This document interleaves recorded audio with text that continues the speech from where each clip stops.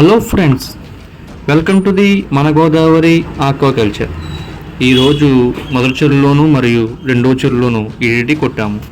ఆకాశం తాకేలా వడగాలై ఈ నేల అందించే ఆహ్వానం ప్రేమంటే, ఆరాటం తీరేలా బదులిచ్చే గగనంలా వినిపించే తడిగానం ప్రేమంటే, అణు అణువును మీటే మమతల మౌనం పద పదమంటే నిలవదు ప్రాణం, ఆ పరుగే ప్రణయానికి శ్రీకారం.